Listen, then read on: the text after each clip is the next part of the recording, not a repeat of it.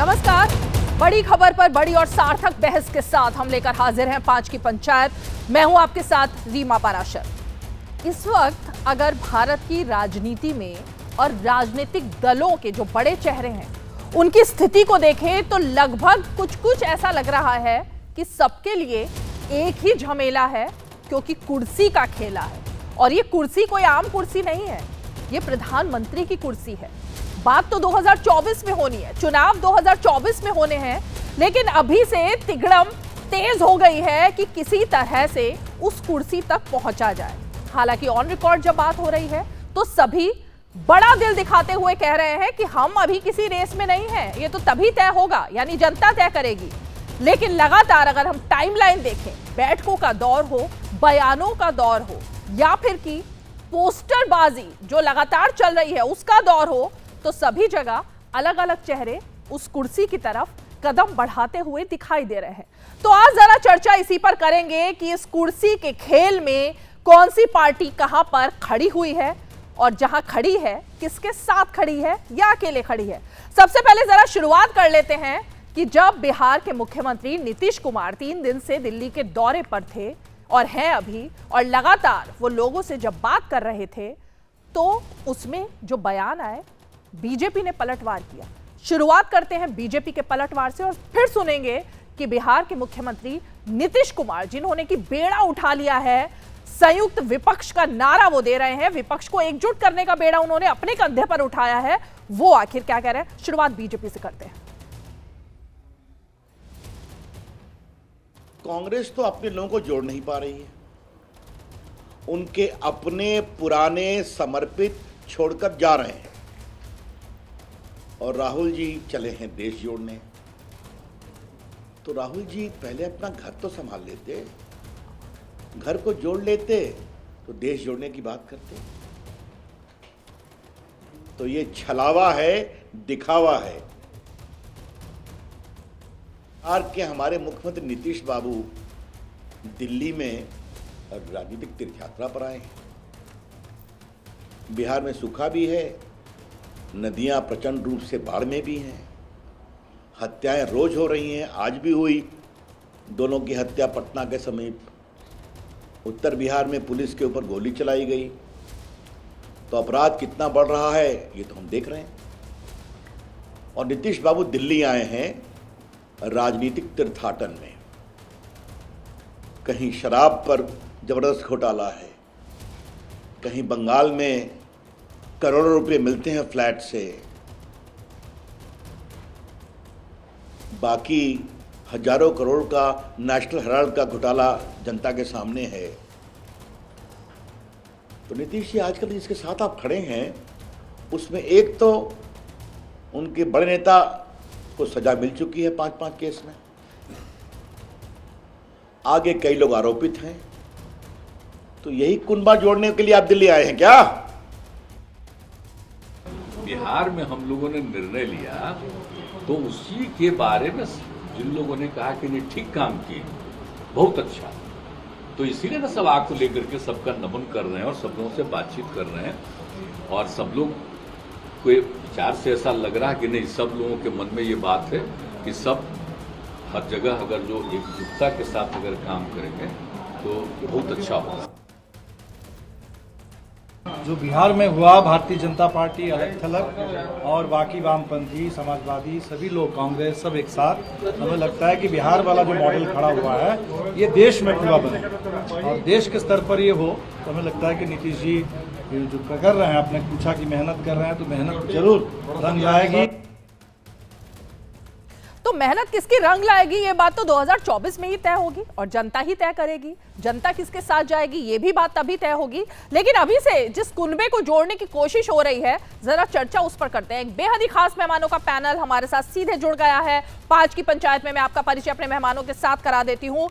हमारे साथ इस वक्त जुड़ रहे हैं बीजेपी के प्रवक्ता शहजाद पूनावाला, बहुत बहुत स्वागत है शहजाद आपका। हमारे साथ कांग्रेस की तरफ से अजय उपाध्याय जुड़ रहे हैं, स्टूडियो में मौजूद है। हमारे साथ समीर चौगांवकर, वरिष्ठ पत्रकार, राजनीतिक विश्लेषक, वो भी जुड़ रहे हैं, और हमारे साथ अरविंद निषाद जी, जेडीयू के प्रवक्ता, वो भी अब से कुछ ही पल में जुड़ रहे हैं, और हमारे साथ घनेंद्र भारद्वाज जी हैं आम आदमी पार्टी की तरफ से। जरा उनसे भी जानने की कोशिश करेंगे कि हिसार में भी जो पोस्टर लग रहे हैं उन सबके पीछे क्या है। लेकिन ये दो मेहमान अभी हमारे साथ जुड़े। मैं जरा अजय उपाध्याय जी, पहले आप ही के पास आती हूँ और फिर मैं शहजाद जी के पास जाऊंगी। अजय जी, कांग्रेस पार्टी आपका मतलब 60 सेकंड में बताइएगा, आपका उम्मीदवार कौन है? राहुल गांधी को छोड़कर नीतीश कुमार, केसीआर, ममता बनर्जी जो एक अलग गुट बना रहे हैं, जिसमें कांग्रेस की स्थिति कहां है अभी तक तय नहीं हो पाया, क्योंकि ये सभी चाहते हैं कि कांग्रेस को साइड में रखकर गठबंधन बनाया जाए। तो कांग्रेस तो बहुत बेबस स्थिति में दिखाई दे रही है इस वक्त, मतलब मूक दर्शक बनी हुई है, कहां जाना है समझ नहीं आ रहा। रीमा जी, आपने देखा अभी रविशंकर प्रसाद जी का दर्द छलक रहा था, जिस तरह देश का दिवाला किया, और आज देश में जिस तरह कन्याकुमारी से कश्मीर तक की यात्रा कांग्रेस की शुरुआत हुई है, सामाजिक असमानता, जिस तरह से आर्थिक असमानता और जिस तरह से राजनीतिक केंद्रीकरण का ये दौर चल रहा है, उसमें कांग्रेस पार्टी है जो भाजपा को कहीं ना कहीं ईमानदारी से उसके कुकृत्यों पर कहीं ना कहीं प्रकाश डाल करके और जनता के बीच जाकर जनता को एक साथ करने का और देश को जोड़ने का प्रयास कर रही है। इसलिए ये दर्द स्वाभाविक है। जहाँ तक बात राहुल गांधी जी की आपने कही है, राहुल गांधी जी हैं, कांग्रेस पार्टी है, आज कन्याकुमारी में दिखाइए आप, दूरदर्शन दिखाना चाहिए दूरदर्शन को कि क्या हो रहा है। हुजूम है, हजारों की संख्या में लोग आज से कल से पूरे देश में कश्मीर से लेकर कन्याकुमारी तक की यात्राओं में सम्मिलित होंगे।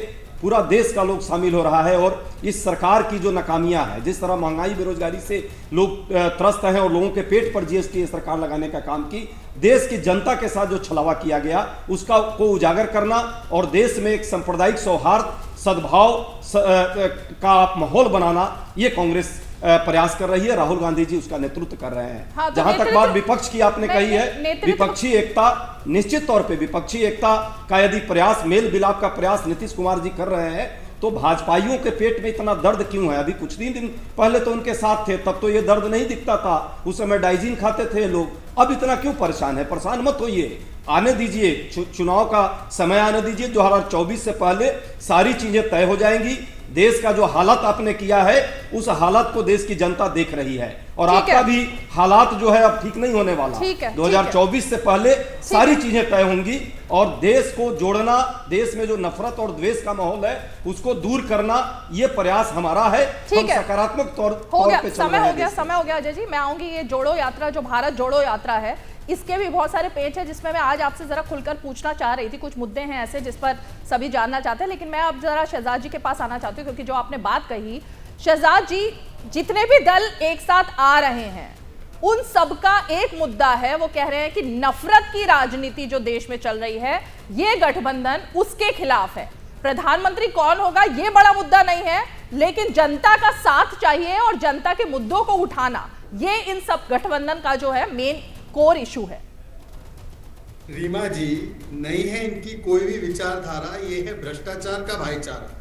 देखिए, जब से हुआ है भ्रष्टाचार पर वार, ये एक दूसरे में इनको दिख रहा है प्यार, और जैसे ही कुर्सी दिखती है, कभी नीतीश जी बोलते मैं बैठूंगा, कभी ममता दीदी बोलती है मैं बैठूंगी, केसीआर बोलते मैं बैठूंगा, तो अब राहुल बोल रहे हैं कि नहीं भारत जोड़ो से करके मैं बैठूंगा। तो ये जैसे ही कुर्सी दिखती है, ये करते हैं एक दूसरे के साथ काट मार। मैं इनसे एक ही सवाल पूछना चाहता हूँ, एक बात थोड़ा सा नोट कीजिए। 2014 से पहले इनका एक नैरेटिव हुआ करता था कि तथाकथित सांप्रदायिक दल है भारतीय जनता पार्टी, और उसके खिलाफ सारे सेकुलर दल एक हो जाओ। आज ये सारा कुछ हिजाब उतर चुका है।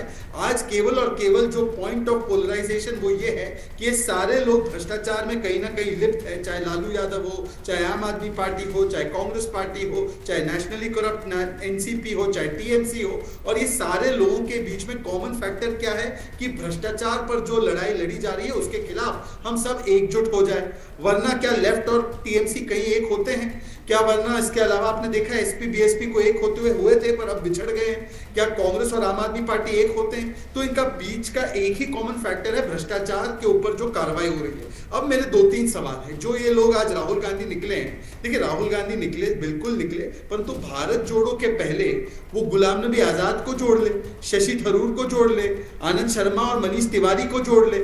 उनको जोड़ने के बदले किनको जोड़ रहे हैं? आपने देखा होगा संभवतः रॉबर्ट वाड्रा को जोड़ रहे हैं। परिवार को जोड़ रहे हैं। तो ये भारत जोड़ो नहीं, ये परिवार जोड़ो और ये भ्रष्टाचार जोड़ो यात्रा है। और आज ये निकली है तो कांग्रेस पार्टी से 2-3 सवाल भी पूछना लाजमी है।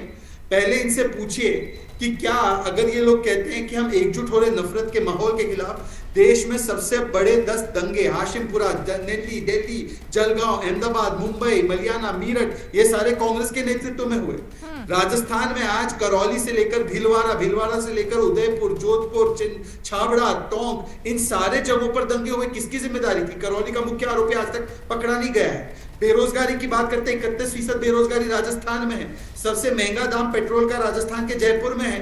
उत्तर प्रदेश में तो 96 रुपए लीटर मिल रहा है, राजस्थान में 108 रुपए लीटर मिल रहा है। महाराष्ट्र में सरकार थी तो उन्होंने विदेशी दारू पर टैक्स काटा, परंतु पेट्रोल पर नहीं काटा। तो ये बुनियादी मुद्दों पर कांग्रेस पार्टी का लोकस स्टैंड है क्या है बोलने का। परंतु मैं फिर भी इनसे पूछना चाहता हूं कि यदि ये भारत को जोड़ना चाहते हैं तो पहले परिवार को छोड़े, फिर भारत जोड़े। और सरदार पटेल ने भारत को जोड़ दिया था, परंतु ये कांग्रेस की मानसिकता है कि बार बार सरदार पटेल जैसे महान विभूति का भी अपमान करने के लिए ये कहना चाह रहे हैं कि सरदार पटेल नहीं जोड़ पाए, राहुल गांधी जोड़ेंगे। ठीक है घनेंद्र जी, मैं आपके पास आऊं, लेकिन क्योंकि जो बात अभी शहजाद जी ने कही है, मैं एक बार फिर से अजय उपाध्याय आपके पास आना चाहती हूँ। एक सवाल इसी से जुड़ा हुआ मेरा भी है, पहले तो आप ये जवाब दीजिएगा जो सवाल खड़े किए हैं। लेकिन प्रशांत भूषण, योगेंद्र यादव, ये ऐसे लोग हैं जो अरविंद केजरीवाल के साथ ही खड़े हुए थे कांग्रेस पार्टी के खिलाफ, यानी कांग्रेस के समय में, यूपीए के समय में जो भ्रष्टाचार चल रहा था, जिसके आरोप लग रहे थे, 2G और तमाम चीजें, उस पर एकजुट हुए थे। और आज वही लोग आपकी इस यात्रा के साथ एकजुट हुए हैं। तो किस तरह का ये घालमेल है, ये भी कुछ समझ नहीं आया है। कौन लोग सपोर्ट कर रहे हैं और किस बिना पर आप सपोर्ट कर रहे हैं, और इन लोगों का वजूद अब कहां पर खड़ा होता है? जवाब। 3 प्रश्न है। पहला प्रश्न जो हमारे साथी प्रवक्ता ने पूछा है, जिस तरह से दर्द उनका दिख रहा है, बौखलाहट दिख रही है, छटपटाहट दिख रही है, घबराहट दिख रही है, मैं समझ सकता हूं कि यही घबराहट है, क्योंकि भारत को जोड़ने का इनका काम नहीं है। ये तो देश को तोड़ने वाले लोग हैं। पहले भी भारत छोड़ो आंदोलन का समर्थन करते थे, अब जब भारत जोड़ने की बात आई तो उसका विरोध कर रहे हैं। अरे भैया, देश की तिरंगा के साथ पूरा देश आगे बढ़ना चाहता है। आप भी आइए और आप भी भारत के क्या जोड़ना नहीं चाहते? क्या देश में नफरत नहीं खत्म होना चाहिए? लेकिन भारत टूटा कब है, ये सवाल तो है ना। बहुत अच्छा प्रश्न किया है आपने, बहुत अच्छा प्रश्न किया है, बहुत अच्छा जोड़ने की बात हो रही है। रीमा जी, बहुत अच्छा प्रश्न किया है। देश में असमानता, आर्थिक विपन्नता, जिस तरह से 47% लोगों की आय जो है 10% लोगों के बीच आ गई, जिस तरह से आम 84% लोगों की आमदनी कम हो रही है, बेरोजगारी और महंगाई से जो लोग टूट रहे हैं, क्या इससे देश टूटता है या देश जुटता है? जहां तक बात धर्म, जाति और क्षेत्र के नाम पे जिस तरह इन लोगों ने पूरे देश को एक देश के अंदर कई देश बनाने का प्रयास किया है, प्रधानमंत्री जी से अपील की जाती है कि एक अपील आप कीजिए कम से कम देश के लोगों को कि सद्भाव और सौहार्द देश में मेंटेन रहे। नहीं कर पाते। दूसरी बात, 10 सेकंड दीजिए। अरे मैम, बोलने तो दीजिए। अरे बोलने तो दीजिए। उनका एक सवाल सीधे ये था कि परिवार को कब छोड़ेगी कांग्रेस पार्टी और देश को जोड़ने की बात कर रही है, ये उन्होंने सवाल किया था। अरे बोलने तो दीजिए, उसी का उत्तर दे रहा हूँ। परिवार, इनको जब भी देश पर बात आएगी, जब भी देश के साथ हम खड़े होंगे तो इनको परिवार याद आती है। इन्हें राहुल गांधी जी आते हैं, गांधी परिवार याद आता है, अच्छी बात है। और शहजाद पुनेवाला भाई को तो ज्यादा ही याद आता है, उनके दर्द को मैं समझता हूँ। दूसरी बात, हिंसा की बात की है इन्होंने, दंगे की बात की है, और वो जानते हैं, वो बड़े अच्छे से हमारे साथ रहे हैं, उनको अच्छे से प्यार से मैं मुस्कुराते हुए कह रहा हूँ, उन्हें पता है। जहां तक बात बेरोजगारी और ये दंगे की बात की है, 3 साल के अंदर 3500 दंगे इस देश में हुए और गृह राज्य मंत्री ने संसद के पटल पर रखा है। दिल्ली में 875 दंगे 1 साल में हुए, कौन नहीं देखा? दिल्ली देश की राजधानी। तो ये जो कहानी बना रहे हैं, कहानी कागज दिखा दीजिए। अरे दिखा दीजिए, ये पार्लियामेंट के पटल पे आप पढ़े लिखे लोग हैं, गूगल कर लीजिए। 3500 क्यों करेंगे आप बोलिए, आप बताइए। कागज के पटल पर डीडी पर बैठे हैं, देश का सबसे बड़ा चैनल है, बताइए। पार्लियामेंट में पूछा गया, उसका जवाब है। 1 सेकंड रीमा जी, दिखा दीजिए, आप देख लीजिएगा। तीसरी बात, एक बेरोजगारी का प्रश्न इन्होंने किया है। नहीं रीमा जी, आगे नहीं बढ़ेंगे, बेरोजगारी नहीं है। ये क्या मेरा डाटा है? 7.8% बेरोजगारी। 45 वर्षों में भीषणतम बेरोजगारी। पॉइंट ऑफ ऑर्डर पेश किया जा रहा है। महंगाई नहीं है।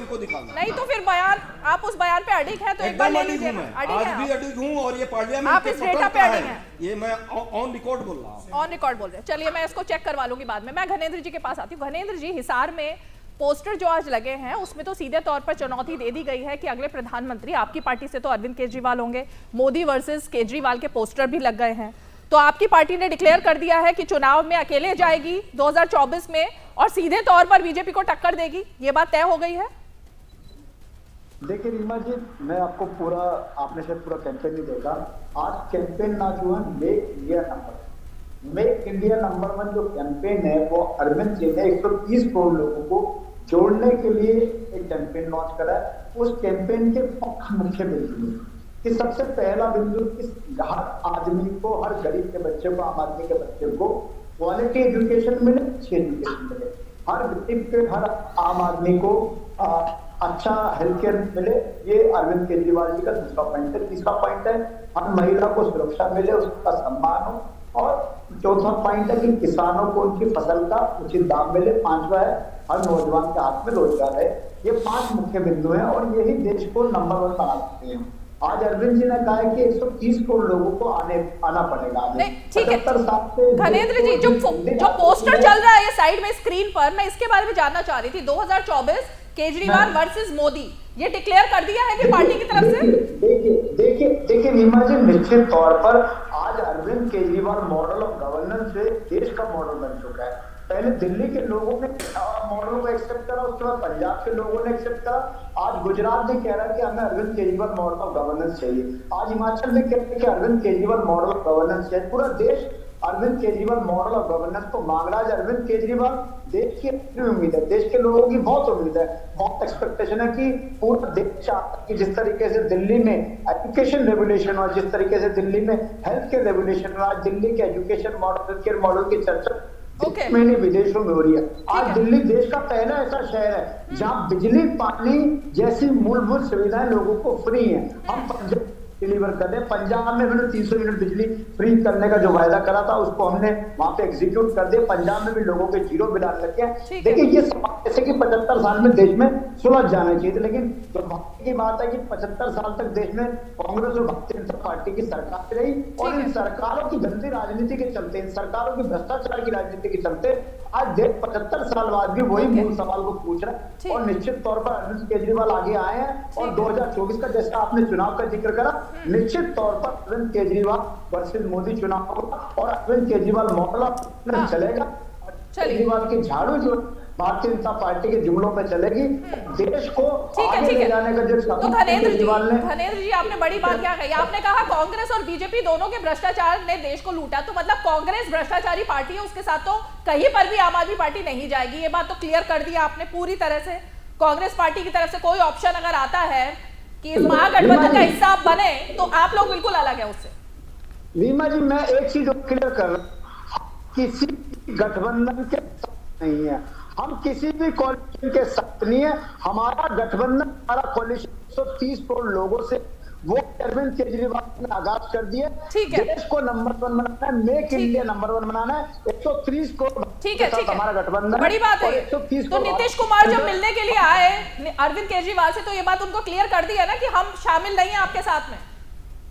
कल अरविंद जी ने भी कहा नीतीश जी आए, नीतीश जी ने देश के साथ जो गंभीर मुद्दे हैं, महंगाई है, बढ़ती बेरोजगारी है और जिस तरीके से ऑपरेशन लोटस के तहत भारतीय जनता पार्टी ने विपक्षी को खरीद के विपक्ष की सरकार गिराने का काम कर रहे हैं, जिस तरीके से देश का माहौल है, उन सब मुद्दों पर चर्चा हुई है। और मेरा ये मानना, अरविंद जी ने भी कहा कि राजनीति में इस तरीके की शिष्टाचार चर्चा होनी चाहिए। नीतीश जी का स्वागत कर देश के गंभीर मुद्दों पर चर्चा हुई है, लेकिन मैं फिर गठबंधन 130 करोड़ भारतीयों के साथ है। ठीक है धनेंद्र जी, दो अहम बातें आपने यहाँ पे क्लियर कर दी हैं। एक कि आम आदमी पार्टी किसी गठबंधन का हिस्सा नहीं है, दूसरा थोड़ा सा कंफ्यूजन में रही मैं सुन करके कि मुद्दों पर आधारित क्या सपोर्ट होगा या नहीं, ये 2 अलग चीजें। लेकिन मैं शहजाद जी आपके पास आकर, ये थोड़ा बीजेपी के लिए बहुत चैलेंजिंग स्थिति होने वाली है। एक तरफ नीतीश कुमार भी दावेदार है, केसीआर दावेदार है, अरविंद केजरीवाल तो डिक्लेयर कर ही चुके, आपने सुन ही लिया, ममता बनर्जी दावेदार हैं, राहुल गांधी दावेदार हैं और सामने इकलौते सिर्फ नरेंद्र मोदी। बहुत बड़ी चुनौती है। देखिए ऐसा है रीमा जी, कौरवों ने तो हमेशा एकता के साथ पांडवों का विरोध किया है, पर पांडव तो फिर भी जीत जाते हैं। तो ये तो हमने सीखा है महाभारत से कि पांडवों के साथ तो सत्य की ताकत है और जनता की ताकत है। ये कौरवों कितना ही बड़ा झुंड करप्शन का क्यों ना बना ले।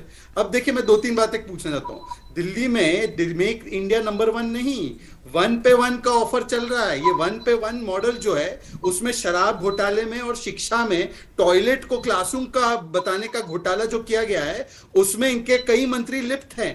ये इनका घोटाला का मॉडल है। सत्येंद्र जैन पिछले 3 महीने से जेल में, राहत नहीं मिली है, उसको कट्टर ईमानदार कहते हैं। नीतीश कुमार जो लालू के सहयोगी है, लालू का साथ लिया, जो कन्विक्टेड है 4-5 बार, उस लालू प्रसाद यादव और नीतीश कुमार को ये करप्ट कहने के लिए तैयार है क्या? आज इनसे पूछ लीजिएगा घनेंद्र जी करप्ट बोलेंगे कि नहीं बोलेंगे। और बाकी हेल्थ मॉडल, हेल्थ रेवोल्यूशन की बात तो छोड़ दीजिए, ये 5 नए अस्पताल जो इन्होंने बनाए हैं इनका नाम बता दे।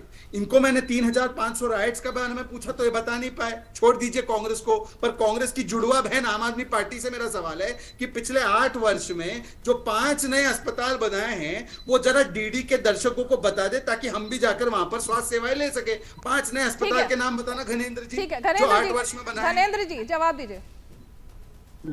देखिए रीमा जी, भारतीय जनता पार्टी वाले नाम बताओ ना हॉस्पिटल का। अरे सुन शहजाद, मैंने सुना है ना। देखिए, अमित शाह साहब ने इनको ड्यूटी दी हुई है भारतीय जनता पार्टी के सभी प्रवक्ताओं को कि सुबह झूठ बोल के उठो। ये कैसे पता लगता है? ये कैसे पता लगता है? घनेंद्र जी, ये कौन से सोर्सेज हैं जो बताते हैं बीजेपी की मीटिंग में क्या हो रहा है? बोलते हैं ये कहां से आम आदमी पार्टी के सोर्सेज आ जाते हैं? दूसरी बात सुन लीजिए, सुन लीजिए रीमा जी। 2020 के विधानसभा के चुनावों में भी सभी भारतीय जनता पार्टी के नेता, यहाँ तक कि अमित शाह ने भी घर घर प्रचार किए और स्कूल में, दिल्ली में अस्पताल मिले, गंदा पानी फ्री नहीं मिली। दिल्ली के लोगों ने भारतीय जनता पार्टी के मुंह पे फिर से 70 में से 70 सीटें आप अपनी पार्टी को देके 3/3 मेजोरिटी देके थम्बिंग मेजोरिटी के साथ अरविंद केजरीवाल की सरकार बनाई। और मेरा कि जनता जो है सरकार के कार्यों का मूल्यांकन करती है। दिल्ली के लोगों ने एक बार 3 बार अरविंद केजरीवाल जी को 5 अस्पतालों के नाम, 5 अस्पतालों के नाम, ये सवाल था घनेंद्र जी। 5 अस्पतालों के नाम बताने के लिए कहा था, चैलेंज दिया था कि 5 अस्पतालों के आप नाम नहीं बता पाएंगे। गौरव भाटिया आए थे, वो भी भाग गए। प्रॉब्लम क्या कि जब हम इनको, अरे आप एक सेकंड, 5 नए अस्पताल के नाम बताओ ना, कौन कहां से भागा छोड़ दो। ये बताओ 5 नए अस्पताल बनाए हैं तो नाम बताओ। आरटीआई ने 0 बताया है, आरटीआई 0 बता रही है। अरे द्वारका नाम बता दो ना अस्पताल। आप भाग रहे हैं घनेंद्र जी, भागिए आप भाग जाओगे, आप लेकर भागिए। हम ये कि आप इल्जाम लगा के भाग जाते। अच्छा घनेंद्र जी थोड़ा अपना माइक ठीक कीजिए, आपकी आवाज कट कट के आ रही है, थोड़ा सा माइक ठीक कीजिए। तब तक जरा मैं समीर जी के पास जाती हूँ। थोड़ा आपके माइक में दिक्कत है, माइक में दिक्कत है घनेंद्र जी, आपकी आवाज रुक रुक कर आ रही है। एक बार माइक ठीक कीजिए, तब तक जरा मैं समीर जी के पास भी जाना चाहूंगी। ये 5 नए अस्पताल बने, जरा डेट के साथ बताना। अच्छा ठीक है बताइए। सुनने को आते हैं 1 मिनट में जरा समीर जी के पास चलती हूँ। समीर जी, जो घालमेल चल रहा है, जो कुर्सी का खेला, म्यूजिकल चेयर्स जो चल रही है इस वक्त, हर आदमी कह रहा है, हर नेता कह रहा है कि वो प्रधानमंत्री नहीं बनना चाहता। तो ये क्या कोई चैरिटी चल रही है क्या इस वक्त राजनीति में? किसी को भी कोई मोह नहीं है कुर्सी का, लेकिन सब एकजुट होना चाह रहे हैं। तो ये मोह किस चीज का है आखिर? ये बड़ा दिल जो दिखाना है इस वक्त, इसके पीछे का गेम क्या दिख रहा है? रीमा जी, मुझे लगता है कि जो पूरा जो डिस्कशन हो रहा था, मैं पूरा ध्यान से सुन रहा था। और आप देखिए, इसमें नीतीश कुमार की बात हुई, अरविंद केजरीवाल की बात हुई, बाकी विपक्षी नेताओं की बात हुई। आप देखिए, प्रधानमंत्री मोदी को चुनौती कौन दे रहा है? भारतीय जनता पार्टी को चुनौती कौन दे रहा है? केंद्र की सरकार को चुनौती कौन दे रहा है? नीतीश कुमार जो बिहार में 3 नंबर की पार्टी है, वह चुनाव दे रहे हैं, चुनौती दे रहे हैं कि भाई मैं बनाऊंगा। जिसके खुद के 50 MLA नहीं है, वह कहते हैं कि भारतीय जनता पार्टी को 50 से ज़्यादा सीटें नहीं मिलेंगी। अरविंद केजरीवाल को मोदी के समक्ष खड़ा किया जाता है, जिस पार्टी का एक भी सांसद नहीं। और 2 लोकसभा चुनाव में 2014 और 2019 में दिल्ली में जो अपना एक भी सांसद सीट नहीं जितवा सकी लोकसभा की, वह अरविंद केजरीवाल मोदी के सामने समक्ष खड़े होने की कोशिश करते हैं। और राष्ट्रीय स्तर पर देख लीजिए आप, शरद पवार से नीतीश कुमार मिलते हैं। शरद पवार का पूरा ध्यान महाराष्ट्र में अपनी बेटी सुप्रिया सुले को लोकसभा चुनाव जितवाने का रहता है, किसी तरह से सरकार बने रहने का रहता है। ममता बनर्जी का क्या है? ममता बनर्जी देख लीजिए, अरविंद केजरीवाल देख लीजिए, नीतीश कुमार देख लीजिए, केसीआर देख लीजिए, ये सब आपस स्वार्थ की राजनीति कर रहे हैं। सबका इंटरेस्ट ये है कि हमारे राज्य में हमारी सरकार बना रहे। और मैं आपको बता दूं, ये सारी पार्टी मिलने के बाद भी 2024 में मोदी को कोई चुनौती देने की स्थिति स्थिति में नहीं है, क्योंकि इसमें से ज्यादातर पार्टियां के जो नेता हैं उनके ऊपर भ्रष्टाचार के आरोप है और परिवारवाद के आरोपों से जूझ रहे हैं। जहां तक कांग्रेस का सवाल है, ये मैं बात कहना चाहता हूं कि सबसे बड़ा विपक्ष कांग्रेस है, इसमें कोई दो राय नहीं, और बिना कांग्रेस के कोई भी विपक्षी पार्टी एक गठबंधन में नहीं जा सकती।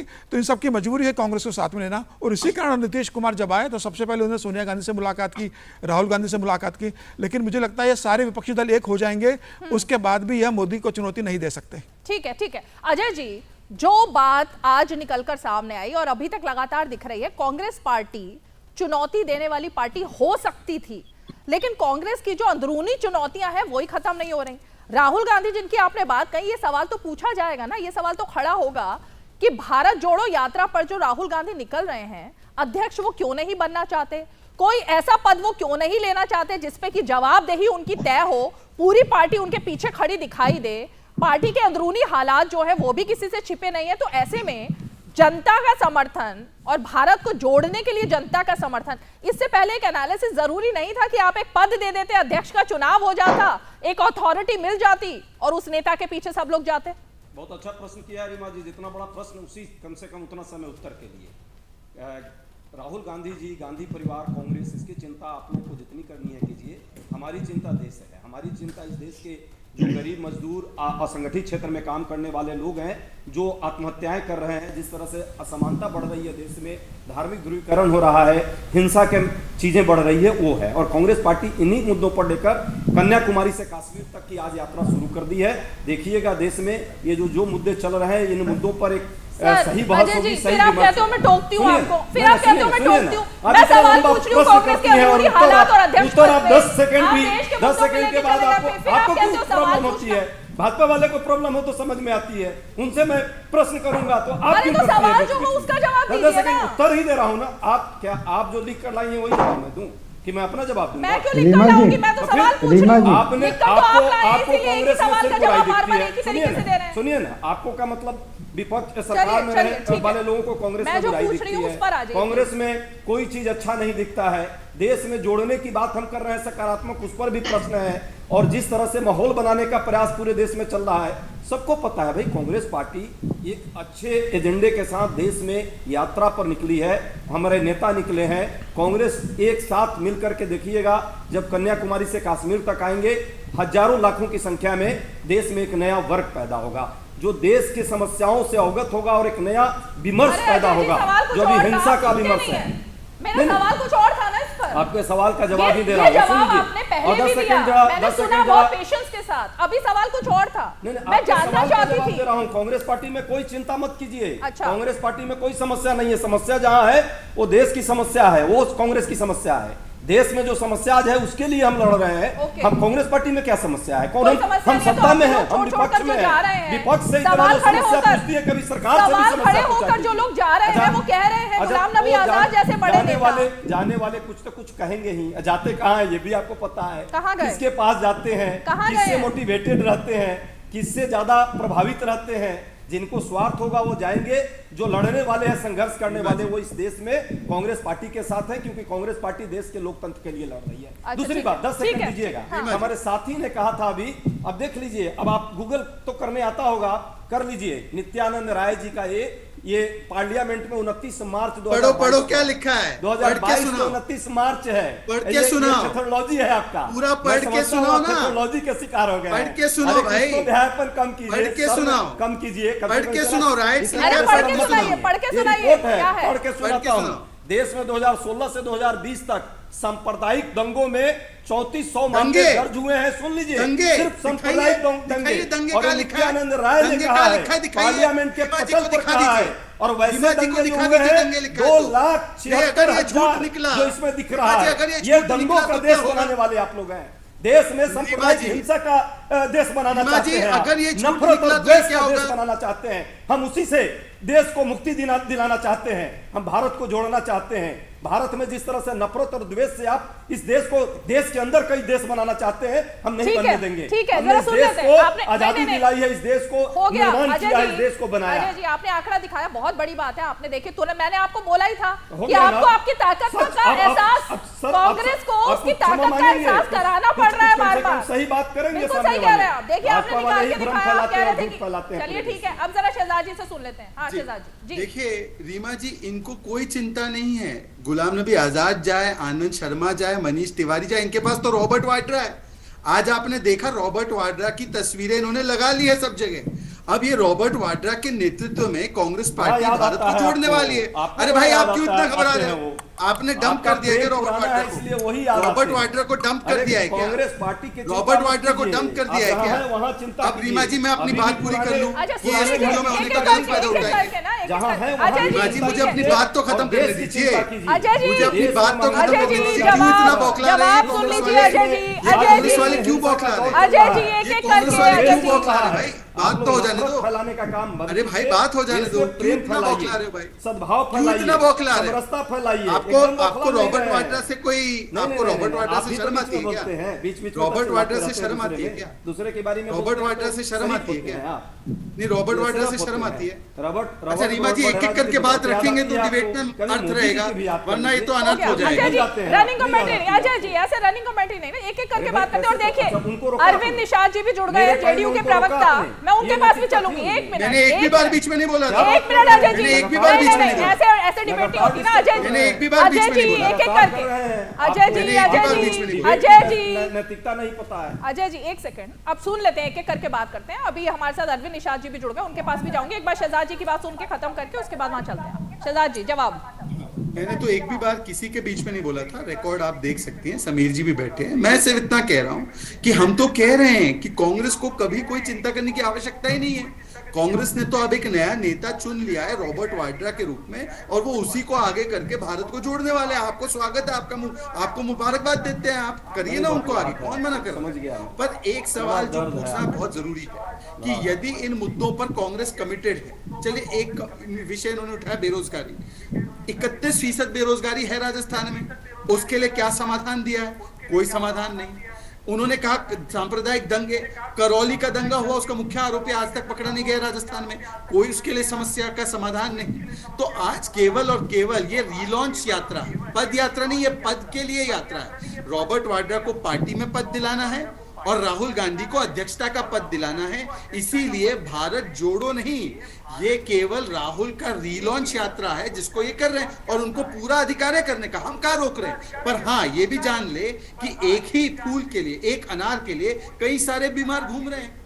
एक तरफ नीतीश कुमार है, एक तरफ ममता बनर्जी है, एक तरफ राहुल है, एक तरफ केजरीवाल है, एक तरफ कोई और है। तो हम इनसे पूछ रहे हैं कि क्या केजरीवाल राहुल गांधी को और रॉबर्ट वाड्रा को मानते हैं? ठीक है। क्या राहुल गांधी केजरीवाल के साथ मानते हैं? ठीक है। क्या राहुल गांधी नीतीश कुमार को मानने वाले हैं, या नीतीश कुमार जो है वो अरविंद केजरीवाल को मानने वाले हैं? तो है। ये पूरा का पूरा मेला है, और इस मेले में कई सारे लोग एक खोज में लगे हुए, वो लगे रहे, उनका ठीक है, अधिकार। चलिए चला है। अरविंद जी जुड़ गए। एक मिनट अजय जी, बीच में नहीं ना, ऐसे अजय जी ऐसे डिबेट नहीं होती, बीच में नहीं अजय जी, एक एक करके बात कर रहे हैं।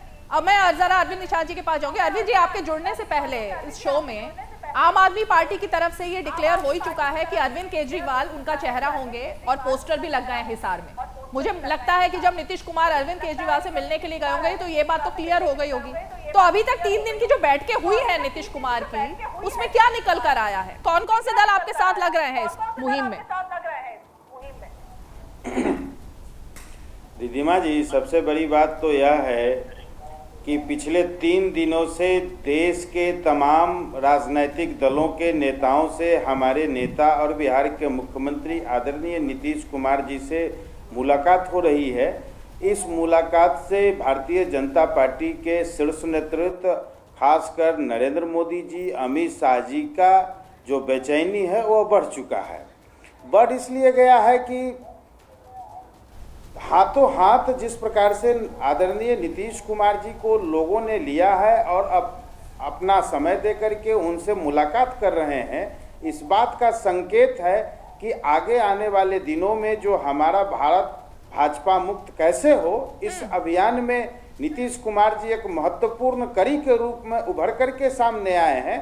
इससे तमाम विपक्ष में बैठे हुए लोग एक आशा की किरण के रूप में नीतीश कुमार जी को देख रहे हैं कि यही एक व्यक्ति राष्ट्रीय स्तर पर नरेंद्र मोदी जी के खिलाफ सभी विपक्षी दलों को लामबंद करके एक मंच पर लाने में सफल होंगे। क्योंकि हमारे नेता स्पष्ट तौर पर कह रहे हैं कि भाई हमारा एक ही मकसद है कि भारत में जो संवैधानिक संस्थाएं हैं, भारत में जो संविधान और लोकतंत्र खतरे में आज पड़ गया है, उसको बचाना है। ठीक है। अब इसके लिए आगे का हमारा क्या रोड मैप होगा, जब सभी दल के लोग इस प्रक्रिया के बाद पुनः नीतीश कुमार जी के आग्रह पर या अन्य दल के नेता के आग्रह पर जब मिलेंगे तो आगे का रोड मैप तैयार तो होगा। अरविंद जी दो चीजें अभी आप बिल्कुल सही। मैं एक तो वो जो पोस्टर लगा था वो जरा दिखाकर उसके बारे में पूछना चाहती हूँ कि बार बार नीतीश कुमार से जब भी मीडिया वाले पूछ रहे हैं, हम लोग पूछ रहे हैं, तो वो कह रहे हैं उनको पद का कोई लालच नहीं है, वो प्रधानमंत्री की कुर्सी की तरफ देख भी नहीं रहे हैं। तो एक तो इतना बड़ा दिल जो दिखाते हुए नीतीश कुमार आ रहे हैं, पूरा एक जो मुहिम चला रहे हैं, वो जो पोस्टर लगा था, उस पोस्टर का क्या मतलब था जो पटना की सभी सड़कों पर दिखाई दे रहा था? वो किसको चुनौती देने के लिए था? वो तो सीधा दिख रहा था कि नीतीश कुमार सीधे सीधे दिल्ली को चुनौती दे रहे हैं।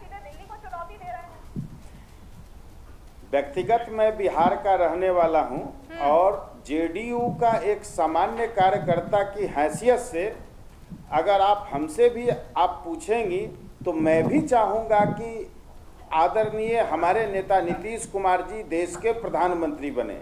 मैं जेडीयू स्पोक्स पर्सन की हैसियत से मैं नहीं बोल रहा, एक बिहारी और जदयू कार्यकर्ता के नाते मैं बोल रहा हूं। लेकिन दूसरी ओर उन्होंने जो संकल्प लिया है कि जिस प्रकार से पूरे देश में आज सभी के ऊपर तरह तरह के भाजपा के 3 नारे हुआ करते थे, चाल, चरित्र, चेहरा, वो 3 शब्द बदल करके अब आ गया है ईडी, इनकम टैक्स, सीबीआई। चाल, चरित्र, चेहरा छिप गया। लेकिन आपकी पार्टी पे कौन सा ईडी का केस हुआ है? मैं जरा जानना चाहती हूँ, आपको इतना दर्द ईडी से क्यों है? आपको लगता है कि आपका तनख्वाह कटने वाला है? आपका तनख्वाह कटने वाला है? मैं जानना चाहती हूँ। तनख्वाह कटना है या आप हटाए जाने वाली हैं या आप हटाए जाए? ईडी, इनकम टैक्स का नाम सुनते ही आप बीच में टोक दिया। नहीं, मैं जानना चाहती हूँ ना, जेडीयू का मामला समझ नहीं आया। आपके ऊपर भी कार्रवाई होने वाली है। नहीं अरविंद जी, पर्सनल अटैक नहीं ना। नहीं, आप भी पार्टी का प्रवक्ता, क्यों टोका? आप पार्टी के प्रवक्ता हैं। अभी मैं भी आरोप लगाऊं कि इतने समय से नीतीश कुमार के जो बयान थे, आपका बयान मैं आपको सुना दूं। 1 सेकंड सर। अरविंद जी 2 महीने पहले का, अरविंद जी 2 महीने पहले का आप ही का बयान था ना? 2 महीने पहले का आपका बयान था तेजस्वी यादव को लेकर कि उनके दर्द तो पेट में हो रहा है, तो वो सिर के दर्द की दवा क्यों खा रहे हैं? और अब आप ही ये बात कर रहे हैं, तो इस तरह पर्सनल अटैक मत कीजिए। मैं नहीं कर रही हूं ना आप पर। वॉल्यूम को, साउंड को ज्यादा तेज मत करिए। हमारे आवाज को, हमारी आवाज को दबाने की कोशिश। किस प्रकार की भाषा ये बोल रहे हैं? ये किस प्रकार की भाषा बोल रहे हैं? एक महिला लगता है कि ये क्या भाषा हुई? और ये सब चीजों की बात है। आप काम कर रहे किस भाषा का इस्तेमाल कर रहे हैं? पोस्ट के रूप में सवाल पूछने से इतना बुरा लग जाता है। तारीख में दूरदर्शन काम कर रहा है, बीजेपी के प्रकोष्ठ के रूप में आप काम कर रही है। अरे भाई साहब, आपको मर्यादा है? कोई एक पत्रकार के साथ, एक महिला पत्रकार से बात करने की आपको कोई तमीज है? इस प्रकार से आप बात करेंगे? चारा चोर पार्टी के साथ जाकर मिल गए तो एक महिला पत्रकार पे ऐसे सवाल उठाएंगे? आवाज तेज करके मत। अरे सर, जो प्रश्न पूछा उसका जवाब दे दीजिए। आप जो प्रश्न पूछा उसका जवाब दीजिए ना। अरविंद जी, किस प्रकार के भाई व्यक्ति हैं? अरविंद जी, ये सवाल किसमें क्या गलत? एक सेकंड अरविंद जी, क्या सवाल, मैंने क्या गलत सवाल पूछा था आपसे? आप बता दीजिए जरा। नहीं, ऐसा कौन सा चुभने वाला सवाल पूछ लिया जिसमें इतने उत्तेजित हो गए आप? क्या सवाल पूछा था ऐसा? इतना उत्तेजना किस लिए आ गई? एक तरफा नहीं चलेगा, लालू के साथ नहीं जाऊंगा और उसी के एक तरफा नहीं। ये आप क्यों बोल रहे हैं बीच में? आप ये डिसाइड नहीं करेंगे कि मैं बीच में बोलूंगी या नहीं? अगर आप कुछ बोल रहे हैं और कोई सवाल मुझे पूछना होगा तो मैं पूछूंगी ना। ये आप डिसाइड नहीं करेंगे मैं शो कैसे चलाने वाली हूं? समाप्त हो जाएगा तब आप पूछेंगी। नहीं, मेरा उत्तर समाप्त हो जाएगा तब आप पूछेंगी। इस तरह की गलत बयानी है तो आप थोड़ी सी संभाल के बोलिए, थोड़ा सा संभाल के बोलने की पत्रकार को पत्रकारिता और सिखाने के दूसरा लिए ये कि जो सवाल पूछा जाए उसके बीच में अगर कोई सवाल आएगा तो मैं पूछूंगी। उसके बीच में आपको इस बात की कोई इजाजत कोई नहीं दे रहा है कि आप कुछ भी बोल के चले जाएंगे। ऐसे नहीं होता है, ऐसे नहीं होता है। चलिए, एक सेकंड जवाब दे रहे हैं, नहीं करेगा। रीमा जी, एक सेकंड, या मैं अभी रीमा जी, दूसरे एक गेस्ट सेकंड। के पास जाऊं? अरविंद जी, नहीं रीमा जी, हाँ जी शहजाद, मैं अधिकृत रूप से अपनी आपत्ति दर्ज करता हूं कि जिस प्रकार से डीडी जैसे राष्ट्रीय ब्रॉडकास्टर की एक वरिष्ठ पत्रकार के साथ जो अभद्रता की गई, मैं इस पे अपनी पूरी पार्टी की ओर से खंडन करता हूं कि इस प्रकार की भाषा की तनख्वाह कट जाएगी तो आवाज ऊंची करके बोलती हो। ये किस प्रकार की मानसिकता है? मैं नीतीश कुमार जी से चाहता हूं कि एक डीडी के पत्रकार से ऐसी बात होगी? आज नीतीश कुमार जी जवाब दे इसका। नहीं, मैं बिल्कुल अपनी पार्टी की पूरे ओर से इसका पूरे पुरजोर तरीके से खंडन करता हूं। किसी कोई अधिकार नहीं है ऐसे बात करने का। ये क्या लगा रखा है भाई? आज प्रकोष्ठबाजी नहीं चलेगी। ये कौन प्रकोष्ठवादी है? आपका प्रकोष्ठ कौन सा है भाई? चारा चोर डिपार्टमेंट है आपका? आरजेडी वाले चारा चोर। अच्छा जाइए, चोरी मत कीजिए चारे की। आप उनको एक ईमानदार पत्रकार से आप ऐसी बात करते हैं? जो व्यापक घोटाला के देश में अरविंद जी, चारा चोर पार्टी के सहयोगी चारा चोर करते हैं और फिर बोलते हैं यहाँ पे। अरविंद जी एक सेकंड, अरविंद जी सुनेंगे आप थोड़ा सा? मंत्रिमंडल अरविंद जी ऐसे आप अजय अरविंद जी देखिए, शो का समय बर्बाद हो रहा है और बाकी यहाँ पर बहुत सभी अपनी पार्टी के बेहद ही खास मेहमान यहाँ पर मौजूद है। मैं नहीं चाहती इस डिबेट में पढ़ना जो आपने बोला और कोर्ट से फाइल लेकर के भाग गए हैं। चलिए अरविंद जी की आवाज बंद कीजिए, उनको लगता है डिबेट करनी नहीं है। राकेश साहब के बारे में कायम रहना। अजय टेनी मिश्रा के बारे में क्या बयान है आपका? कर्नाटक के माननीय मंत्री महोदय के बारे में क्या बयान है आपका? हाँ, इनके ऊपर कन्विक्शन हो गया कोर्ट का। लालू कन्विक्टेड है, कन्विक्टेड चारा चोर है लालू प्रसाद यादव। जरा कान खोल के सुनिएगा। हाईकोर्ट ऑफ करप्शन लालू को जेडीयू ने कहा था, बोलिए है कि नहीं है? यहाँ पर एक पत्रकार के ऊपर सवाल उठाने से पहले अपने गिरबान में जाग कर देखिए जरा। हर 6 महीने से अलायंस बदलते हैं और फिर दूसरों को बोलते हैं। जाइए अपना गिरेबान जाकर देखिए, हर 6-8 महीने से नया पार्टनर ढूंढते हैं। जाइए भाई, मुझे जो अपनी बात कहनी थी हर 8 महीने से नया पार्टनर ढूंढते हैं आप। जाइए नया पार्टनर ढूंढिए। दिक्कत यही है, नया पार्टनर ढूंढिए। दिक्कत यही है, आपको अपनी बात जो कहनी थी वो आपने कह दी, आपको दूसरे की सुननी नहीं है, आपको सवाल सुनना नहीं है। आपसे ऐसा कौन सा पेचीदा सवाल पूछ लिया था जिसपे आप इतना भड़क रहे हैं? जम्मू कश्मीर में नेशनल कॉन्फ्रेंस ईडी का नाम सुनते ही आपको क्या हो जाता है? उसको भी छोड़ते इनकम हैं। टैक्स और ईडी पर सवाल पूछते ही क्या हो जाता है अरविंद जी आजकल? महबूबा मुफ्ती की पार्टी से गठबंधन करते हैं, उसको भी आप छोड़ते हैं। पहले आप तो बताइए क्या आप इस देश में चलिए ठीक है, मैं जरा धनेंद्र जी के पास आना चाहूंगी। चलिए हो गया, ठीक है, इसके बारे में भी आपको जवाब देना पड़ेगा। ठीक है, लगता नहीं है आप किसी भी सवाल को सुनना चाह रहे हैं। निशा जी, मैंने आपको बुलाया था कि मैं आपसे सवाल करूंगी। नीतीश कुमार इतनी बड़ी मुहिम पर इतना बड़ा दिल दिखाकर बिना किसी पद के लालच में, जबकि उनके बारे में जो नाम कहा जाता है वो मैं यहाँ लेना नहीं चाहती क्योंकि आप पर्सनल अटैक कर रहे हैं, तो मैं भी बहुत कुछ बोल सकती हूँ। उसके बावजूद मैं आपसे मुद्दे पे बात करना चाहती थी, लेकिन आप भटका रहे हैं। आपको इधर उधर की बात करके फिर से ब्लेम करना है एंकर को। बहुजन समाज पार्टी से इनका उत्तर प्रदेश देखिए, आप बोले जा रहे हैं, आप बोले जा रहे हैं। टीडीपी से गठबंधन। निशाद जी, दूसरे को सुन लीजिए ना थोड़ा। कॉन्फ्रेंस से इनका निशाद जी की आवाज बंद कीजिए। कश्मीर में गठबंधन था कि नहीं था? चलिए ठीक है, धनेंद्र जी, जो बात यहाँ पर निकलकर सामने आई, मैं फिर से एक बार उस पर आना चाहूंगी क्योंकि अरविंद केजरीवाल 2024 अकेले दम पर, इस वक्त अगर हम पंजाब को छोड़ दें और दिल्ली को छोड़ दें, तो ये जो नेशनल प्रोस्पेक्ट्स में आप बात कर रहे हैं, आपको क्या उम्मीद लग रही है? मतलब किस तरह से आप बाकी दलों को क्या साथ ला पाएंगे, या अब आप इतने ज्यादा मतलब आत्मविश्वास से भर चुके हैं कि आपको लग रहा है कि पूरे देश भर में आम आदमी पार्टी की सरकार आ सकती है 2024 में? क्योंकि प्रधानमंत्री बनने के लिए या तो आपको सपोर्ट चाहिए होगा, या फिर इतनी सीटें अपने दम पर आप लेकर आएंगे कि खुद अरविंद केजरीवाल पीएम की कुर्सी पर बैठेंगे। तो इतना विश्वास आ चुका है अब, और किस आधार पर? देखिए रीमा जी, दो चीजें हैं। हमारा देश लोकतांत्रिक प्रक्रिया का देश है। यहाँ पे एक संवैधानिक प्रक्रिया है कि 2024 के चुनाव आएंगे, जो चुने हुए सांसद आएंगे वो अपना नेता चुनेंगे, जिस पार्टी के सबसे ज्यादा सांसद होंगे उसके प्रधानमंत्री बनेगा। ये हमारी व्यवस्था है। दूसरी बात देखिए, 2024 का चुनाव देश के लिए बहुत क्रूशियल चुनाव, जिस तरीके से आज देश के हालात है, आज आप महंगाई की बात लीजिए, बेरोजगारी की बात लीजिए, महिलाओं में बढ़ते अपराध की बात लीजिए, जिस तरीके से किसान परेशान है, नौजवान परेशान है, तो ये देश के सामने बहुत जटिल मुद्दे हैं।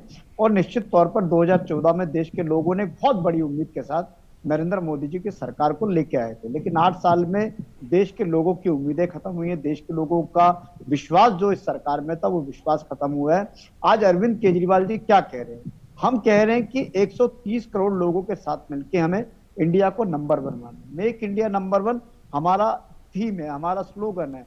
और जब 130 करोड़ भारतीय इकट्ठे हो जाएंगे तो निश्चित तौर पर कोई भी टास्क इम्पॉसिबल नहीं है। नहीं तो हर चीज धनेंद्र जी, possible दो है। चीजें हैं। हमारे पहले देश तो के लोग बहुत शक्तिशाली देश की बात हम तब कर सकते हैं जहां जहां पर सरकार हो। क्या वहां आपको लगता है दिल्ली नंबर 1 बन चुकी है दिल्ली की सरकार में, और पंजाब भी नंबर 1 बन चुका है? अगर हम बाकी स्टेट से बात करें तभी तो देश देखेगा ना कि जहां जहां आपकी सरकार थी, अगर वो नंबर 1 बन चुके हैं तो फिर देश में जनता आपके साथ आएगी। रीमा जी, निश्चित तौर पर दिल्ली के अंदर 2013 में हमने पहली बार चुनाव लड़ा। पहली बार चुनाव लड़ने के बाद हमें 28 सीटें मिली, हमने सरकार बनाई, 49 दिन हमारी सरकार चली। उसके बाद 2015 में जो 49 दिन हमने काम करा, उसके दम पे लोगों ने हमें 70 में से 67 सीटें दी। पहली बार देश के इतिहास में किसी पॉलिटिकल पार्टी को इतना बड़ा मैंडेट मिला। और 2015 से 20 तक जो हमने काम करे, उसके काम के आधार पर दिल्ली के लोगों ने हमें फिर से 70 में से 62 सीटें दी। बीजेपी डबल डिजिट में भी नहीं जा पाई। आज की डेट में दिल्ली बन चुकी है। और उसके बाद देखिए निश्चित तौर पर दिल्ली के मॉडल को पंजाब ने एक्सेप्ट करा, और पंजाब के बाद आज गुजरात भी कह रहा है, हिमाचल भी कह रहा है, पूरा देश कह रहा है। देखिए Arvind Kejriwal model of governance क्या है, हम फिर वही कह रहे हैं कि Arvind Kejriwal model of governance में गरीब के बच्चे को, आम आदमी के बच्चे को क्वालिटी क्वालिटी हेल्थ केयर है, महिलाओं की सुरक्षा और सम्मान है, किसानों को उनकी फसल का उचित दाम है, नौजवानों को हाथ में रोजगार है। ये अरविंद केजरीवाल का मॉडल है, जिसके साथ 130 करोड़ भारतीय जुटने शुरू हो गए, लाखों लोग आ रहे हैं हमारे। शहजाद जी, 130 करोड़ भारत की जनता इस वक्त अरविंद केजरीवाल के साथ जुड़ रही है। दूसरी तरफ राहुल गांधी के साथ भी 130 करोड़ की जनता जुड़ रही है। अरविंद जी का कहना है नीतीश कुमार के साथ सभी दल जुड़ चुके हैं, बीजेपी के साथ कौन है फिर आज? देखिए, हम तो कहते हैं कि बुरी संगत से अच्छा है कि अकेले चलो। इनकी संगत में आजकल लालू प्रसाद यादव है और राहुल गांधी है, तो ये संगत चला के बना के चले। परंतु पंजाब में दिल्ली मॉडल लागू हो चुका है, वहां पर भी शराब घोटाला हो रहा है, वहां पर भी कंगाली आ चुकी है कि सरकारी मुलाजिमों को पगार देने के पैसे नहीं बचे, बैंकरप्ट कर दिया इन्होंने पंजाब सरकार को आने के बाद ही, क्योंकि विज्ञापन पर पूरा पैसा खर्च होता है, व्यवस्था के लिए कुछ बचता नहीं है। और इनसे मैंने 5 अस्पताल के नाम पूछे थे दिल्ली में जो 8 वर्ष में बनाए, नहीं बता पाए। स्कूल 500 बनाने की बात की, 850 ठेके खोल दिए और स्कूल जो है वो बंद करवा दिए। दिल्ली में बात करते हैं मॉडल की, इन्होंने तो भ्रष्टाचार को हर जगह पे लाने का काम किया है। सत्येंद्र जैन जेल में है, मनीष सिसोदिया पे बड़े बड़े केस चल रहे हैं, उनका इस्तीफा लेने को तैयार नहीं है। और दिल्ली का वही लिकर मॉडल पंजाब में लागू किया, वहां पर भी लिकर स्कैम हुआ है। तो ये तो इनका मॉडल है। पर मैं आज सिर्फ इनसे सवाल पूछना चाहता हूं कि यदि ये भ्रष्टाचार के खिलाफ है, गणेंद्र जी एक बार तो कह दे कि लालू के साथ जो नीतीश कुमार है, लालू भ्रष्ट है, करप्ट है, हम उसको नहीं मानते, वो करप्शन में लिप्त है। एक भी बार लालू प्रसाद यादव को करप्ट भी नहीं बोल पाते, क्योंकि आज अन्ना हजारे से रोल मॉडल बदलकर लालू प्रसाद इनका आइकॉन बन चुका है। ठीक है अरविंद जी, वैसे तो आपने जो पर्सनल अटैक किया उसके बाद आपको अपने शब्दों को वापस लेना चाहिए था, लेकिन मैं इस सब में पढ़ना नहीं चाहती, क्योंकि आपको खुद रियलाइज होना चाहिए आपने किस तरह का आरोप मुझ पर लगाया था। लेकिन बहरहाल मैं आपसे फिर भी एक सवाल बहुत ही पूछना चाहूंगी इस मुद्दे से जुड़ा हुआ, क्योंकि आपने भटकाने की कोशिश की लेकिन मैं नहीं भटकना चाहती। मैं सिर्फ ये जानना चाहूंगी कि आज जो सवाल बीजेपी की तरफ से खड़े किए गए प्रेस कॉन्फ्रेंस में कि बिहार में बहुत सारे मुद्दे हैं, इस वक्त बाढ़ के हालात है, तमाम हालात है, उन सब में मुख्यमंत्री की जरूरत है वहां पर, और नीतीश कुमार दिल्ली में है, तो क्या अब वो वक्त आ गया है, क्योंकि अब 2024 की तरफ नीतीश कुमार जब बढ़ ही चुके हैं, कि अब तेजस्वी यादव या दूसरे किसी को कुर्सी थमाई जा रही है क्या बिहार में अब मुख्यमंत्री की?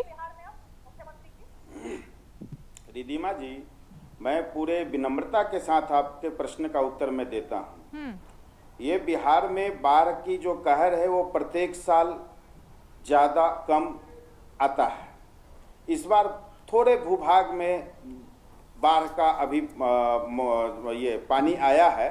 हम लोगों ने, राज्य सरकार ने अपने स्तर से पूरे मामले को गंभीरतापूर्वक, अभी माननीय मुख्यमंत्री जी 1 सप्ताह पहले मुख्यालय स्तर पर समीक्षा कर सभी इलाकों की जो बाढ़ से घिरे हुए लोग हैं वहां पर उन्होंने सभी लोगों को अपने स्तर से राज्य सरकार की ओर से सहायता और सुरक्षा मुहैया कराने का निर्देश दिया जा चुका है। उन लोगों तक सहायता और सुरक्षा पहुंच चुकी है। ये कोई पहली बार नहीं है। इसके पहले जब कोसी की विभीषिका आई थी, उस समय हमारे साथ भारतीय जनता पार्टी भी सरकार में शामिल थी। पूरी दुनिया के लेवल पर कोसी में जो बाढ़ आई थी उस समय उसकी चर्चा हुई थी। उस समय भारतीय जनता पार्टी सरकार में थी, भारतीय जनता पार्टी उस समय सवाल नहीं उठाई। ठीक है, भारतीय जनता पार्टी मौका देख करके सवाल नहीं, उठाती है। लेकिन जैसे मैं- व्यापम हाँ। घोटाला मध्य प्रदेश में उसका है, उसकी बात नहीं करती है। ठीक है। महाराष्ट्र में पंकजा मुंडे के विभाग में जो भ्रष्टाचार हुआ उसका सवाल ये लोग नहीं खड़ा करते नहीं, हैं। अरविंद जी, मैं इनके इसीलिए मंत्री, ठीक है, मैं अरविंद जी, क्योंकि समय कम है इसलिए टोक रही हूँ आपको। मैं सिर्फ ये इसलिए जानना चाह रही थी क्योंकि अगर अब नीतीश कुमार 2024 पर सबसे मिलना जुलना और लगातार दिल्ली का दौरा उनका रहेगा तो ये सवाल बार बार पूछा जाएगा कि क्या मुख्यमंत्री अब कोई और वहां बन रहे हैं, इसीलिए सवाल पूछा गया था। संक्षिप्त में पूछना चाहूंगी क्योंकि समय की बात आया। देखिए, भारतीय जनता पार्टी के प्रवक्ता, मैं नहीं जानता हूं कि उनकी क्या व्यस्तता है नहीं व्यस्तता है, वो कार्यक्रम से निकल गए, चले गए। धैर्य थोड़ा 2-4 मिनट बना करके रखते तो जैसे उनको मैंने सुना है, मेरी भी बात को वो सुनते। बड़प्पन इसी में होता कि सबों की बात सुनते हो। लेकिन हमारी पार्टी और हमारे नेता का स्पष्ट मानना है कि आगामी लोकसभा चुनाव 2024 में हर हाल में भारतीय जनता पार्टी के शासन से हटाना ही एकमात्र उद्देश्य है, क्योंकि जिस प्रकार से बेरोजगारी, भ्रष्टाचार के अन्य तरह के मामले जो भाजपा शासित प्रदेशों में आ रहे हैं, तो उनको राज्य का अभी कुछ, राज्य का भी कोई मामला नहीं है ना, राज्य की कुर्सी का भी कोई मामला नहीं है। नहीं, भाजपा शासित राज्यों में जो भ्रष्टाचार के मामले हैं उन पर आज तक सीबीआई इनकम टैक्स पहुंची है। ठीक है, ये प्रश्न है, ये आप इसको मानती हैं कि नहीं? ये प्रश्न है कि नहीं? वक्त की बात है। मैं आपको यही रोकूंगी, मैं आपके साथ फिर जुड़ूंगी क्योंकि ये तो ऐसा मसला है जो लगातार, ये मसला तो ऐसा है ना जो अब लगातार 2024 तक इस पर हम बार बार चर्चा करेंगे और मुमकिन है कि बिना कोई पर्सनल अटैक किए अगली बार आप हमारे शो में जुड़ेंगे और मुद्दे पर ही हम बात करेंगे। बहुत बहुत शुक्रिया आप सभी खास मेहमान इस विशेष चर्चा में हमारे साथ जुड़े।